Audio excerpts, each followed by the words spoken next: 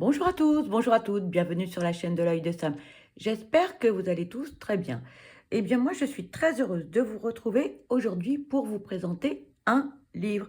C'est une nouvelle collection des éditions Exergue que j'ai reçue. Donc merci infiniment à Léa et aux éditions Exergue pour cet envoi. C'est la collection L'éveil de l'âme d'Isabelle Certes. Alors dans cette collection, eh bien donc là je vais vous parler des voyages astro, mais vous avez également donc les corps énergétiques. Il y en a deux autres.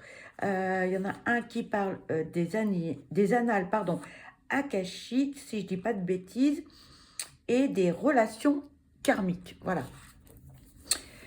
Donc, on va commencer par les voyages astro, voyager au-delà des limites du corps, par Isabelle Serres. On ne la présente plus. Isabelle est l'autrice de nombreux livres, beaucoup d'ouvrages très intéressants et d'oracles également. Donc, une nouvelle collection. Voilà, petit livre. Alors ça, j'apprécie énormément parce que ce livre, j'ai pu le mettre dans mon sac à main. Voilà, vous êtes dans les transports ou vous voyagez, il ne prend pas de place, mais vous allez voir qu'il est très enrichissant. Allez, on vous dit, lorsque nous dormons, nos rêves ouvrent une porte vers notre inconscient et nous effectuons, oui, des voyages astraux, des sorties de l'âme en dehors du corps physique. Par ces excursions, nous pouvons recevoir des informations de nos guides, rencontrer d'autres âmes incarnées ou retrouver celles des personnes décédées. Dans ce livre, tu découvriras tout ce qu'il faut savoir sur les voyages astraux, quels sont les endroits où ton âme se rend et l'importance des énergies pour créer des voyages positifs. Tu trouveras également des exercices pratiques afin de mieux comprendre et appréhender tes voyages astraux. Isabelle Serres est autrice et conférencière. À travers ses différents ouvrages, elle met ses connaissances et ses capacités spirituelles au service des autres pour les aider à mieux se comprendre, à s'accepter et à s'aimer. Présente sur le web, elle rassemble plus de 500 000 lecteurs et propose des guidances, des conseils pratiques et des méditations sur les réseaux sociaux. Elle est également l'autrice du best-seller Le Guide du Light Water, paru chez le même éditeur. Bien sûr, Isabelle Serres n'a pas fait que ce best-seller, hein. Elle a fait énormément d'ouvrages. Je crois que nous avons la liste quelque part qui est assez importante. Voilà, hein, pour tous ceux qui veulent savoir ce qu'Isabelle a rédigé et créé. Voilà. Alors, les voyages astro, ça intrigue pas mal de personnes. Peut-être que vous avez fait un voyage astral ou plusieurs sans le savoir. Et parfois, quand on se réveille, on est un petit peu dépité. On se dit, mais qu'est-ce qui s'est passé, etc. Dans cet ouvrage, vous allez pouvoir, pour tous ceux qui ont fait déjà des voyages astro, mieux comprendre. Et pour tous ceux qui s'intéressent à cela, vous allez voir que ce livre est très bien fait. Allez, on va découvrir ce livre. On vous dit, ce livre explore le concept des voyages astro. Bien que l'auteur croie en ces concepts, il est important de noter que les idées présentées dans cet ouvrage sont basées sur des croyances personnelles et spirituelles et non sur des faits scientifiquement prouvés. Votre libre arbitre reste primordial. Chaque individu est responsable de ses propres choix et actions.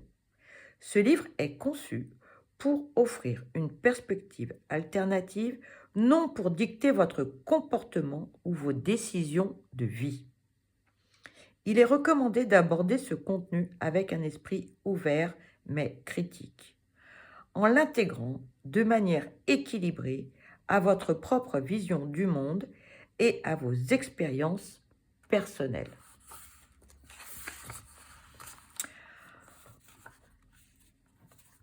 En cas de problème sérieux, il est toujours conseillé de consulter des professionnels qualifiés plutôt que de se fier uniquement à des interprétations ésotériques qui ne sauraient se soustraire à un avis médical.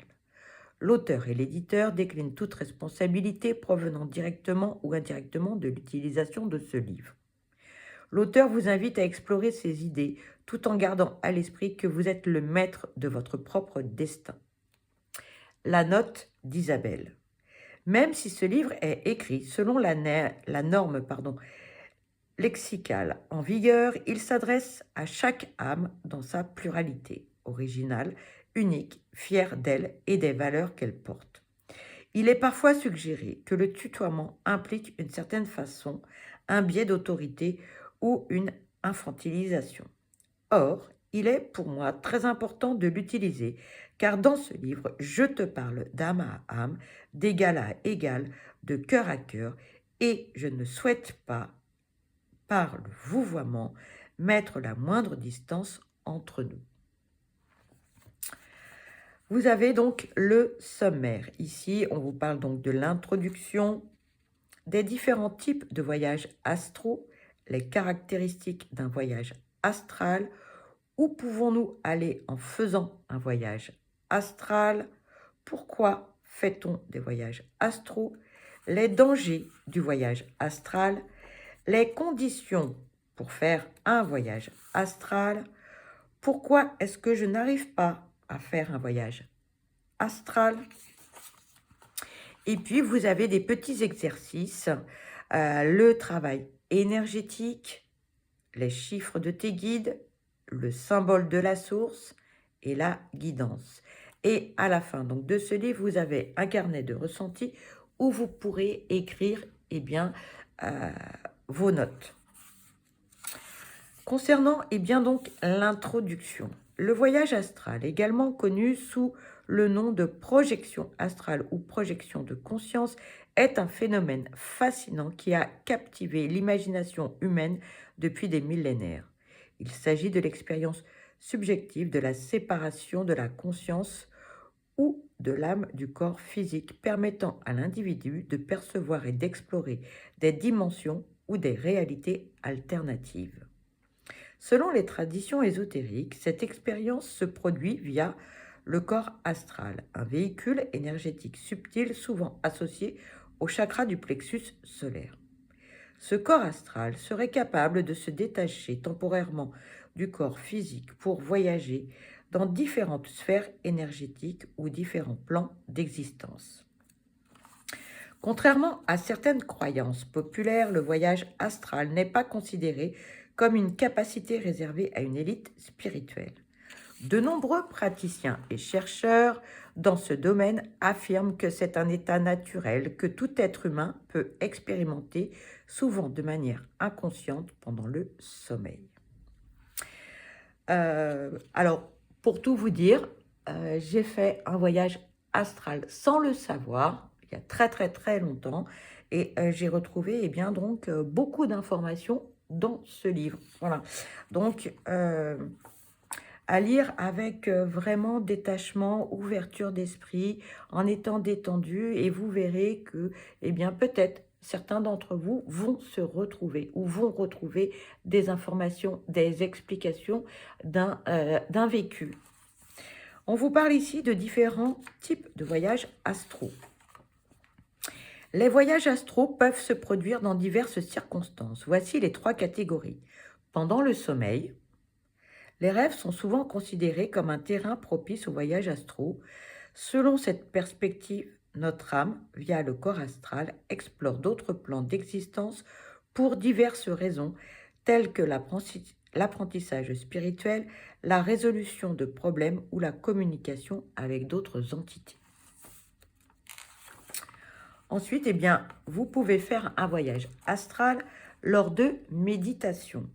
La méditation profonde peut parfois conduire à des expériences s'apparentant à des voyages astraux. Ces expériences peuvent être intentionnelles ou spontanées. Vous avez également les voyages astraux spontanés et les voyages astraux induits par des substances. les voyages astraux pendant la paralysie du sommeil. La paralysie du sommeil, un état où l'individu est conscient mais incapable de bouger, est souvent associé à des sensations de sortie de corps. Ces expériences peuvent être interprétées comme des voyages astraux involontaires et sont caractérisées par une sensation de flottement ou de séparation du corps, des hallucinations visuelles ou auditives vivaces, un sentiment de présence dans la pièce. Vous avez des voyages astraux induits par des techniques spécifiques, des voyages astraux lors d'états de conscience modifiés. Certains états de conscience modifiés, autres que le sommeil ou la méditation, peuvent parfois conduire à des expériences de voyage astral. État de transe profonde, l'hypnose ou la privation sensorielle, par exemple dans des caissons d'isolation. Vous avez les voyages astraux liés également à des pratiques énergétiques telles que le Qigong avancé ou certaines formes de Kundalini Yoga peuvent parfois conduire à des expériences interprétées comme des voyages astraux. Et vous avez les voyages astro-thérapeutiques guidés. Dans certains contextes thérapeutiques alternatifs, des praticiens guident leurs patients dans des expériences s'apparentant à des voyages astraux. Ces séances sont souvent utilisées pour l'exploration de vies antérieures, la guérison émotionnelle ou spirituelle et la résolution de conflits intérieurs. Donc, vous voyez, c'est particulièrement complet. Les caractéristiques d'un voyage astral. Il est important de noter que ces caractéristiques, sont principalement associées aux voyages astraux vécus lors de méditation. Cependant, elles peuvent également s'appliquer à d'autres types d'expériences de voyage astral. Ces points sont des pistes de réflexion pour mieux comprendre et identifier ces expériences. La perte de sensation du poids corporel, l'altération des sensations physiologiques, la perception visuelle distincte, la découverte de paysages nouveaux mais familiers, des rencontres avec des entités inconnues mais familières, la perception altérée du temps et de l'espace, les capacités sensorielles accrues, la sensation de mouvement ou de déplacement, la communication non verbale. L'éveil des connaissances ou de compétences inexpliquées, l'expérience émotionnelle intense et le retour au corps physique. Donc là, vraiment, vous avez, j'ai envie de dire, toutes les thématiques par rapport au voyage astro. Si vous en avez fait sans le savoir, ici, vous allez retrouver toutes les informations nécessaires pour mieux comprendre ce que vous avez vécu. Si vous n'en avez pas vécu, vous verrez que ce livre est très riche par rapport donc, à la thématique. Où pouvons-nous aller en faisant un voyage astral? Le retour à notre source. La rencontre avec nos guides spirituels. La communication avec les âmes des défunts. Et vous pouvez également, avec le voyage astral, faire la rencontre de vos guides et aussi avec l'âme des défunts. Personnellement, c'est ce qui m'est arrivé. L'interaction avec d'autres âmes incarnées, l'accès aux annales akashiques, l'exploration de lieux terrestres inaccessibles physiquement et voyage dans d'autres sphères énergétiques. Alors, pourquoi fait-on des voyages astraux? Cette liste n'est pas exhaustive et présente des pistes de réflexion fondées sur diverses perspective spirituelle et expérientielle. Il est important de noter que les interprétations peuvent varier selon les traditions et les expériences personnelles. L'expression d'une capacité naturelle, un travail énergétique, la communication multidimensionnelle, l'évolution spirituelle et énergétique,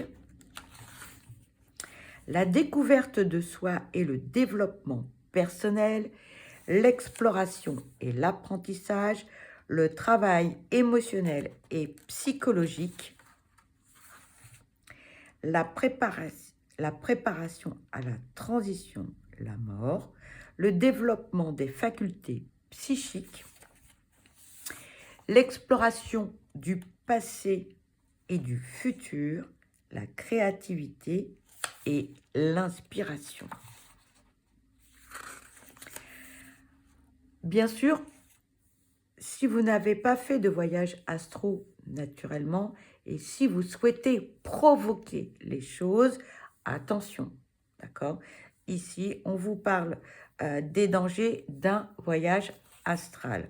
Peu importe ce que vous souhaitez faire, sachez que dès l'instant où vous provoquez les choses, il y a forcément des conséquences, d'accord? Donc, préservez-vous, documentez-vous, peu importe les domaines, hein, rien n'est sans conséquence naturellement. Ici, on vous parle de l'exposition à des énergies négatives. On vous dit, il est important de noter que ces points sont des pistes de réflexion et non une liste exhaustive. La perception et l'expérience des risques peuvent varier selon les individus et les traditions spirituelles.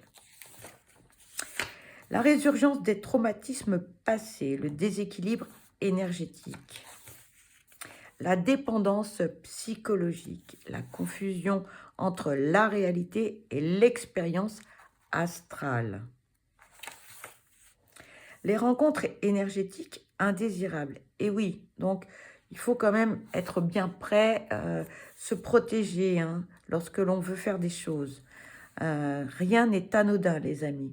L'ouverture prématurée des centres énergétiques, la perturbation du sommeil.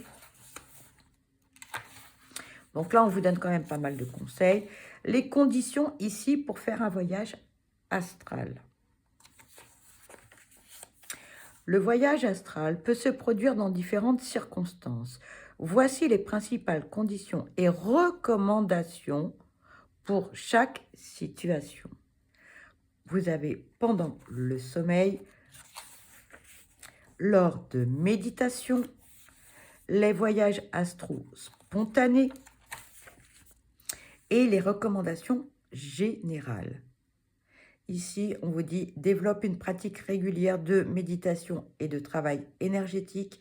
Tiens un journal de tes expériences pour mieux les comprendre et les intégrer. Apprends et applique les techniques de protection énergétique. C'est important, les amis. Cultive un mode de vie sain, alimentation équilibrée, exercice régulier, la gestion du stress. Reste ouvert, mais critique face à tes expériences. Cherche à les valider et à les comprendre. N'hésite pas à consulter des personnes expérimentées dans ce domaine pour te guider.